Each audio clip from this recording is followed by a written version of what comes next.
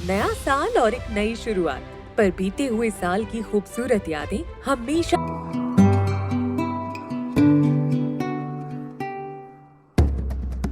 अनुराग यक्षिणी पर दबाव बनाते हुए बोल पड़ता है।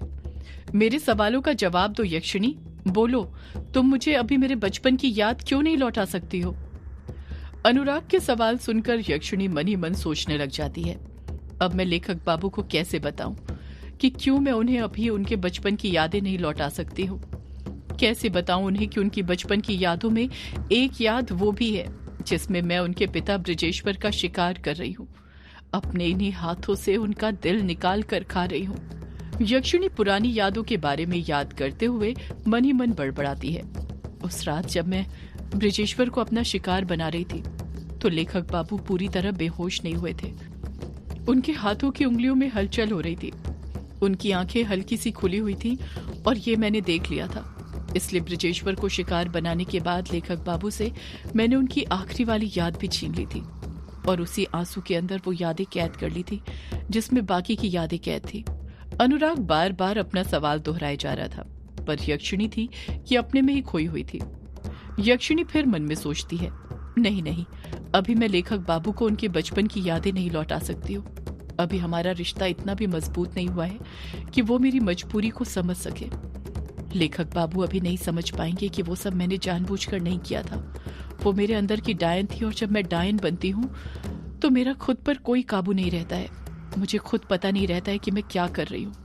यक्षिणी मन में फैसला लेते हुए कहती है, लेखक बाबू के दिल में जो जगह उनके पिता की है, अभी तक मैं वो जगह नहीं ले पाई हूँ। आखिर वो अभी अपने पिता का सपना ही तो पूरा कर रहे हैं, एक लेखक बनने का सपना। अभी मुझे कुछ वक्त और चाहिए। अभी मुझे लेखक बाबू के दिल में और उतरना है, पूरी तरह उनका विश्वास जीतना है। अनुराग यक्षिणी का हाथ पकड़कर उसे हिलाते हुए कहता है, यक्षिणी, कहाँ खो गई तुम? मैं कुछ पूछ रहा हूँ तुमसे, बताओ मुझे, क्यों तुम मुझे अभी मेरी यादें नहीं लौटा सकती हो? यक्षिणी गुस्से के साथ अनुराग को घूरते हुए कहती है, क्योंकि अभी वक्त नहीं आया है लेखक बाबू। मैं कितनी बार बोलूं आपसे, एक बार में आपको समझ नहीं आता है क्या? जब अनुराग यक्षिणी की गुस्से से भरी आंखें देखता है तो वो खुद खामोश हो जाता है और इतना सहम जाता है कि पलटकर कुछ नहीं कह पाता है। वो घबरा जाता है। जब अनुराग कुछ नहीं कहता है तो यक्षिणी खुद ही बोल पड़ती है, मैंने कहा ना आपसे लेखक बाबू, जब वक्त आएगा तब मैं खुद आपको आपकी बचपन की यादें लौटा दूंगी। आपको मुझ पर यकीन नहीं है क्या, जो बार बार एक ही सवाल पूछ रहे हैं? अनुराग तुरंत हड़बड़ाहट के साथ बोल पड़ता है, नहीं नहीं यक्षिणी, मुझे तो तुम पर अपने आप से भी ज्यादा यकीन है। अगर तुम कह रही हो कि वक्त नहीं आया है तो सच में वक्त नहीं आया होगा। अनुराग की इस मासूमियत को देखकर यक्षिणी को उस पर और ज्यादा प्यार आने लग जाता है। वो अनुराग के गालों को छूते हुए कहती है, आप कहानी सुनेंगे लेखक बाबू दैवीय झरने की? अनुराग झट से हाँ में अपना सिर हिलाते हुए कहता है, हाँ यक्षिणी, बताओ मुझे, क्या है उस दैवीय झरने की दास्तां? यक्षिणी अनुराग को सब कुछ बताते हुए कहती है, हमारे यक्षिणी लोक में सारे यक्ष और यक्षिणी महादेव की आराधना करते हैं, वही हमारे आराध्य हैं। जब मैं पृथ्वी लोक पर आई तो अपने अभिशाप के कारण यहीं पर बंधी रह गई, पर मैं अपने आराध्य महादेव को कैसे भूल सकती थी? लेखक बाबू, उनकी आराधना करना मेरे जीवन का एक ऐसा हिस्सा है जो मैं कभी नहीं छोड़ सकती। उनकी पूजा करना मेरा धर्म ही नहीं बल्कि मेरा कर्म भी है। अनुराग यक्षिणी को बीच में ही टोकते हुए कहता है, पर यक्षिणी, तुम कैसे महादेव की पूजा कर सकती हो? तुम तो एक डायन हो, काली शक्तियों की उपासक। यक्षिणी अनुराग के सवाल का जवाब देते हुए कहती है, आप भूल रहे हैं लेखक बाबू, मैं डायन अपने अभिशाप के कारण बनी हूँ। असल में हूँ तो मैं एक यक्षिणी ही ना। अनुराग चुप खड़ा रहता है, यक्षिणी को टोकता नहीं है। यक्षिणी अपनी बात को आगे जारी रखते हुए कहती है, मैं बस रात में डायन बनती हूँ, वो भी बस अमावस्या और पूर्णिमा की रात। बाकी के दिन रात तो मैं यक्षिणी ही रहती हूँ ना।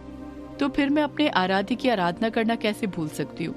वही तो आपके आने से पहले मेरे सुख दुख के साथी थे लेखक बाबू, उनके सिवा मेरा कोई नहीं था। इस पृथ्वी लोक पर मेरा जीवन तो अंधकार में डूब गया था, उन्हीं ने मेरे जीवन में रोशनी लाई थी। यक्षिणी एक गहरी सांस अपने सीने में भरते हुए कहती है, महादेव की आराधना करने के लिए ही मैंने इसी लोक में कालाझाड़ी जंगल के अंदर अपनी दैवीय शक्ति से झरना बनाया था और वहां पर शिवलिंग की स्थापना करी थी। ये मेरी आराधना का असर ही था कि जब झरने का पानी शिवलिंग पर गिरता तो उसमें से ओम की आवाज आती थी।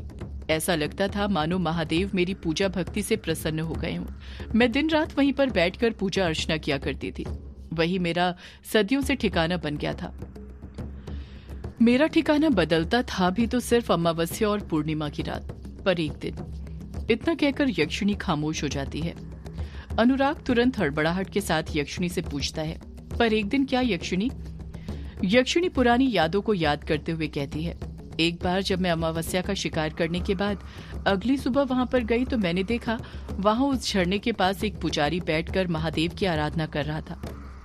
अनुराग हैरानी के साथ कहता है, पर वो पुजारी वहां पर कैसे पहुंच गया यक्षिणी? तुमने तो कहा था वहां पर कोई आम इंसान आसानी से नहीं पहुंच सकता।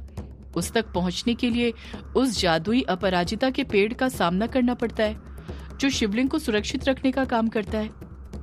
यक्षिणी कहती है, हाँ लेखक बाबू, पर वो पुजारी कोई आम इंसान नहीं था। मेरी तरह ही वो भी महादेव का भक्त था। महादेव के भक्त महादेव के पास पहुंचने के लिए सारी मुश्किलों को पार कर लेते हैं, और वो पुजारी भी उन सब से बचकर महादेव की आराधना करने के लिए उनकी शरण में पहुंच गए थे। अनुराग यक्षिणी को एकटक नजर से देखते हुए कहता है, फिर तुमने क्या किया यक्षिणी?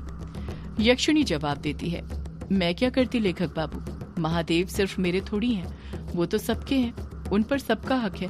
चाहे वो फिर देव हो या दैत्य राक्षस हो या असुर भूत हो या फिर पिशाच, उनकी आराधना करने का हक सबको है, संसार के प्रत्येक प्राणी को। अनुराग खामोशी के साथ यक्षिणी की सारी बातें सुनते रहता है।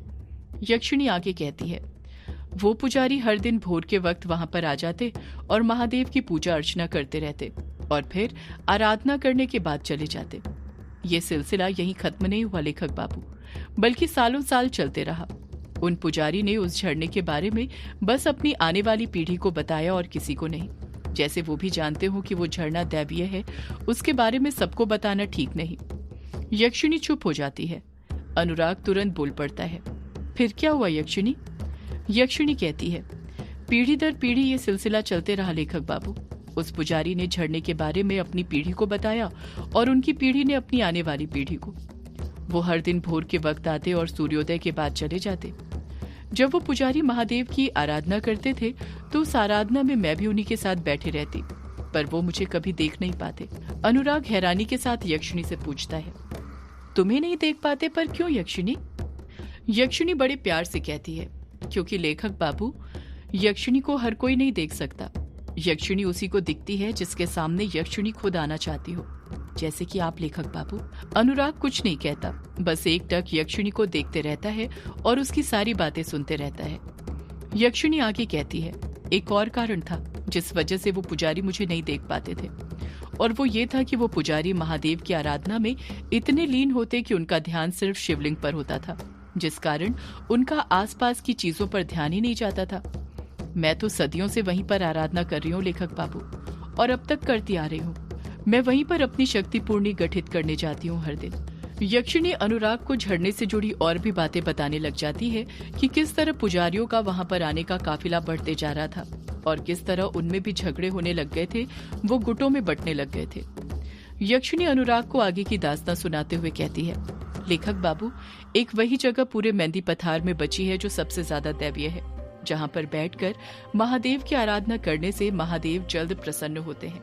आपको पता है लेखक बाबू? यक्षिणी इसके आगे कुछ कहती उससे पहले ही उसकी नजर अनुराग पर पड़ जाती है और अनुराग को देखकर वो खुद चुप हो जाती है। यक्षिणी से कहानी सुनते सुनते अनुराग कुर्सी पर बैठे बैठे ही सो गया था। यक्षिणी अनुराग को देखते हुए हैरानी के साथ कहती है, ये क्या, लेखक बाबू कैसे सो गए? आज से पहले तो कभी नहीं सोए, आज कैसे इनकी आंख लग गई? वो भी बताओ कहानी सुनते सुनते, वरना लेखक बाबू तो ऐसे हैं कि मुझसे कहानी सुनने के लिए नींद में से भी उठ जाएं। अनुराग दिन भर सफर से इतना थक गया था कि उसकी बैठे बैठे ही आंख लग गई थी। यक्षिणी अनुराग को देखते हुए बड़े प्यार से कहती है, सोते वक्त कितने प्यारे लगते हैं लेखक बाबू, मन कर रहा है अभी चूम लूं। मन क्या, चूम ही लेती हूँ, आखिर मेरे तो है लेखक बाबू, मैं नहीं चूमूंगी तो कौन चूमेगा?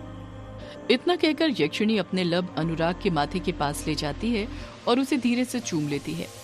जैसे ही यक्षिणी अनुराग के माथे को चूमती है, खिड़की के बाहर से कुछ गिरने की आवाज सुनाई देती है। यक्षिणी तुरंत खिड़की के बाहर झांकती है और देखती है कि झाड़ियों के पास हलचल हो रही थी। यक्षिणी खिड़की के बाहर झांकते हुए खुद से बड़बड़ाती है। ऐसा लग रहा है जैसे वहां पर कोई है। झाड़ियों के पास की हलचल बढ़ गई थी, लेकिन वहां पर इतना अंधेरा था कि खिड़की से कुछ दिखाई नहीं दे रहा था। अगले ही पल यक्षिणी खिड़की के पास से हटती है और कमरे से बाहर निकलने लग जाती है। सुबह हो गई थी और सूरज की रोशनी खिड़की से कमरे के अंदर आने लग गई थी। अनुराग कुर्सी पर ही टेबल पर अपना सिर रखकर सो रहा था। सूरज की किरणें सीधे अनुराग के चेहरे पर पड़ रही थी, जिसके कारण उसका चेहरा चमकने लग गया था। अनुराग सो ही रहा था कि तभी उसकी नींद खुल जाती है। अनुराग अंगड़ाई लेते हुए उठ जाता है। जैसे ही अनुराग उठता है, टेबल पर चाय ढूंढने लग जाता है, जो यक्षिणी जाने से पहले हर रोज उसके लिए बना कर जाती थी और वहीं पर रख कर जाती थी। पर आज अनुराग को टेबल पर कहीं भी चाय नजर नहीं आ रही थी। अनुराग अपनी आंखें मलते हुए कहता है, आज यक्षिणी मेरे लिए चाय बनाकर जाना भूल गई क्या? इतना कहकर अनुराग कुर्सी पर से जैसे ही उठता है तो वो देखता है कि बेड पर ही यक्षिणी बैठी हुई थी, जो एकटक नजर से उसे ही घूर रही थी। यक्षिणी की आंखों में अनुराग के लिए गुस्सा साफ नजर आ रहा था, पर अनुराग उस गुस्से को नहीं देख पा रहा था, क्योंकि अभी नींद में से उठने के कारण उसकी ठीक से आंखें भी नहीं खुली थी। अनुराग यक्षिणी को देखते हुए कहता है, यक्षिणी, तुम अभी तक गई नहीं? आज तुम्हें साधना करने नहीं जाना क्या? देखो दिन हो गया है। यक्षिणी अनुराग से कुछ कहती है, उससे पहले ही अनुराग फिर बोल पड़ता है, अब जब तुम अभी तक नहीं गई हो तो मेरा एक काम ही कर दो। यक्षिणी खामोश रहती है, बस अनुराग को चुपचाप देखते रहती है। अनुराग अपनी बात को पूरी करते हुए कहता है, यक्षिणी, तुम न मेरे लिए अपने कोमल हाथों से गर्मा गर्म एक कप चाय बना दो। तुम्हारे हाथ की चाय पीकर दिन की शुरुआत करने की आदत जो हो गई है। कहते हैं आदत बहुत बुरी चीज होती है, जो तुमने मुझे लगा दी है अपनी चाय की। यक्षिणी अनुराग की बातों पर ध्यान नहीं देती है। बेड पर से उठती सीधे अनुराग के पास जाती है और उससे गुस्से के साथ पूछती है, आप कल कहाँ गए थे लेखक बाबू? यक्षिणी का सवाल अनुराग को बहुत अटपटा लगता है। अनुराग मन ही मन सोचने लग जाता है, ये यक्षिणी को सुबह सुबह क्या हो गया है? रात को तो बड़े प्यार से बात कर रही थी और अब उठते ही इतना गुस्सा क्यों कर रही है? आज इसके अंदर दिन में डायन आ गई क्या? ये एकदम से सुबह सुबह मुझसे ऐसा क्यों पूछ रही है? कल मैं कहाँ गया था? ये सवाल तो ये मुझसे कल भी कर सकती थी। यक्षिणी गुस्से के साथ अनुराग को घूरते हुए फिर उससे पूछती है, मैंने कहा आप कल कहाँ गए थे लेखक बाबू? सदियों से है पुरानी ये है यक्षिणी की कहानी। यक्षिणी एक आग है, यक्षिणी तेरा ख्वाब है।